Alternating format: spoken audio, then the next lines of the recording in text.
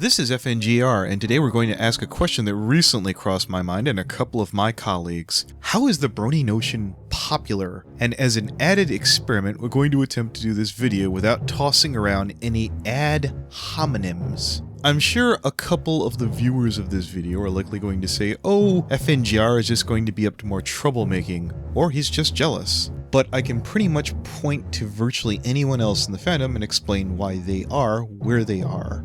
And it feels kinda obvious. Whether you like Dr. Wolf or not, he has a very non-offensive style with a channel that features many talented content creators. So much so that even if you're not a Dr. Wolf fan, it's very believable that you might sub him anyways. Because who knows what you'll miss out on if you don't. I've had my own personal disagreements with Josh Scorcher in the past, but it's pretty safe to say he's a master of humor. And there is, of course, his pre-existing following from gaming.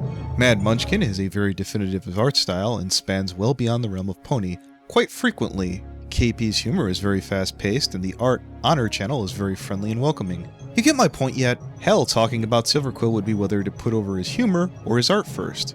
Looking at the Brony Notion's thumbnails, I can't say I see anything that leaps out as groundbreaking.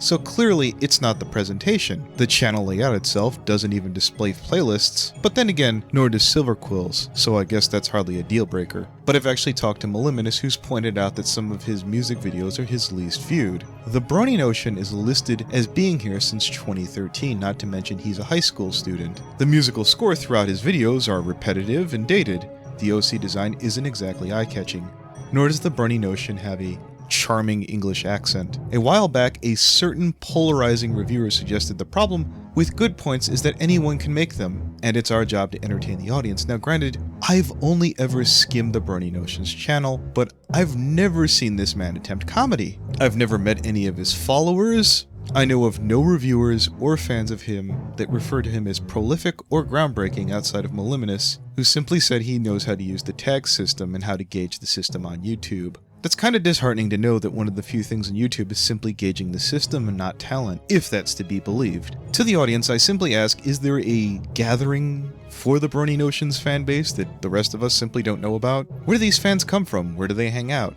If I yelled into a Brony convention that Josh Scorcher is the best or worst, I would likely get a reply from a hardcore fan or a hater. I'm not so sure about Brony Notion fans, presuming they exist. Again, I'm not here to tear the man down. The Brony Notion isn't a man who got big simply by being first or collaborating his way to the top. Till recently, he's kept a steady release schedule and I respect the hell out of him for pursuing his studies first. That said, I could use help in the comments to explain the mystery to me. Hell, if you have enough to say, perhaps we can give you a podcast. Thank you.